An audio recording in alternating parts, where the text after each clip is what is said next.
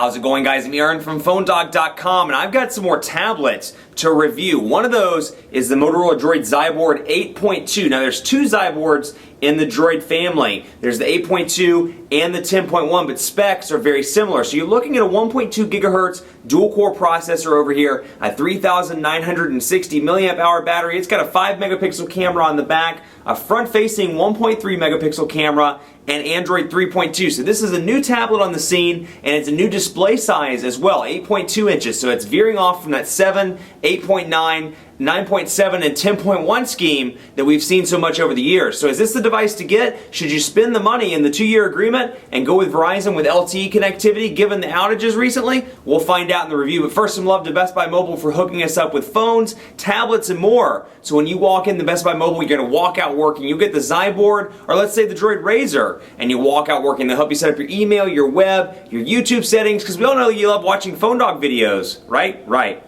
So they'll help you set that up at Best Buy Mobile. Let's take a look at this Motorola DROID XYBOARD 8.2. Is this a tablet to get? We're going to find out starting right now. You know what, Android smartphones have made quite the advancements in 2011, but that's not to say that tablets haven't done quite a bit as well. Here's the Motorola DROID XYBOARD 8.2. Now, this is a new tablet from Verizon, and it's available at the store. It starts at $379.99. Now, there's a bigger brother as well. There's the XYBOARD 10.1 and the XYBOARD 8.2, which is this one, and they start at $379, so you can get the 8.2 in 16 gigabyte flavor for $379.99. You can get the 32 gigabyte flavor for $479.99, and then the 10.1 16 starts at $479, 32 is $579, 64 is $679. So pricing structure very similar to Apple's iPad 2 and actually Samsung's Galaxy Tab 10.1 as well. So the more storage, the more you pay, and then of course you pay a premium for screen real estate as well. But it's packing some nice specs. It's packing a 1.2 gigahertz dual-core processor. It has a 5 megapixel camera on the back with a flash. It is HD video capable. A front-facing camera as well, 1.3 megapixel front-facing camera. 3,960 milliamp hour battery, and it's packing Android 3.2 as well. So Honeycomb out of the box in this bad boy with some minor Motorola customizations. I wouldn't necessarily call it Motorola's custom UI, but you notice, like the phones, browser, some of these icons are a little bit different than on stock Android or stock Honeycomb, that is. So you can see the tablet here. It's a good looking tablet. It's got the power button and the volume rocker over here on the back, where you kind of have to reach around to the back side. It's got this nice metal back. Now this kind of frustrates me. This is my OCD talking, but it may bother you too. You see this beautiful metal battery cover, or back door cover, if you will, that shows off the tablet style, and you've got your HDMI port down here, your micro USB charging port. You got your micro SIM card slot down here under this little switch thing, or this little I'm at a loss of words today. Little flap, if you will. Speakers down here at the bottom. Speakers over here at the top. 3.5 millimeter headphone jack, infrared port, and then you see back here, again, beautiful battery door. Or back of the device, if you will, 4G LTE packaged in the box. So the thing that frustrates me about this, you see this sticker here. I'm like, why didn't they just etch in the information that they need? In terms of the IMEI and all these other relevant barcodes. Why didn't they etch it in, or perhaps do? I mean, I guess you need to scan the barcodes, but still, it would have looked. I imagine they could have done something a little bit nicer than this. This reminds me of a library book. Remember like those obnoxious stickers on the back of your library books? It's exactly what it reminds me of. And you're thinking, man, I paid a lot of money for this tablet and I've got a really ugly sticker on the back. But hey, maybe that's just me. Maybe it's not you. So you can see here, Amazon Kindle, Verizon VCast apps out of the box. You get a lot of pre-installed stuff on this bad boy. Audio effects, Blockbuster. You can see, again, calendar and calculator, all these different icons customized for Motorola's UI. But you can see Digit, let's see what else. Evernote, you've got Flash Player, you got My Verizon Mobile, Netflix, Quick Office HD, Skitch, Slingbox, Motocast. You got some of my scarf hairs on the device. It won't come with yours, I promise. Motocast, Motopack, and then over here you can see VCast Media Manager, Videos, Video Surf, VZ Navigator, and more. So let's go in here and see what can be uninstalled. And of course, typical Honeycomb setup here, and you do have Moto Print pre-installed as well on this device. So if you have a wireless printer, you can take advantage of that as part of Moto Print. So let's see applications. Let's manage these and see what's downloaded. So it looks like we can remove Blockbuster, and it looks like we can remove a couple of the Motorola applications. Motopack, Google Music, My Verizon Mobile, it looks like you can remove. Okay, just uninstall the updates probably. Let's just try this and see what it does. Looks like it'll be reconfigured with the factory version as it says. I don't imagine you can actually uninstall My Verizon Mobile, but some of these it looks like you can. VCast Media Manager you can uninstall. So you can remove some of the Verizon bloatware, but you can't remove all of it. And so for people that like kind of that pure Android experience, well, obviously this has Motorola's kind of custom UI, or some of the elements of Motorola's UI pre-installed, so it's going to frustrate you right out of the gate. But you know, if that weren't enough, the pre-installed Verizon applications might bother you as well. 5 home screens on this bad boy, and just like the Droid Razr and some of the more recent Android devices, you got a custom look and feel here, as you can see. And so it's nice and easy to use. You got 5 home screens. They go in that typical configuration.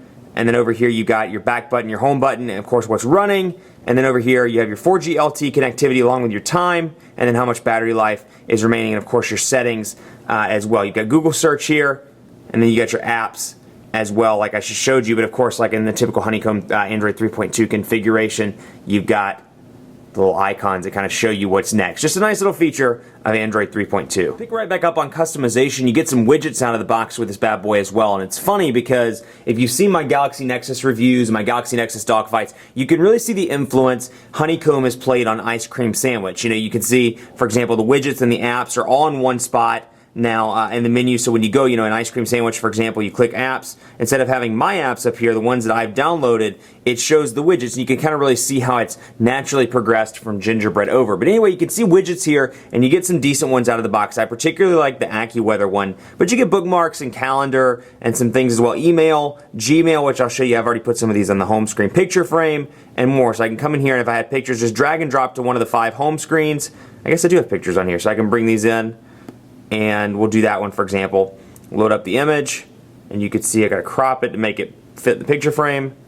And so I can hit OK. So you can really customize the way that your home screens look. And we can bring out the weather clock, for example. We'll just throw that one over here, and then we'll use our current location. And then come back here, and you can see an analog clock. You can see the Gmail widget here, and much like Ice Cream Sandwich and Honeycomb, it's dynamic as well. So I can scroll up and down through the actual list without having to go into Gmail. So it's nice if you want a quick preview of messages and you don't want to spend too much time on it, you can easily do that. But then of course you have your picture frame there, and then you have your analog clock with weather, which for whatever reason is telling me location is not available at the moment. But you get some nice options. Then like typical Android 3.2 setup here, you have your Google search up top, voice recognition, your apps. Then of course you can click that and easily access the widgets, the apps, the wallpapers, and more. So we can come in here into gallery, and let's actually change, not gallery, but live.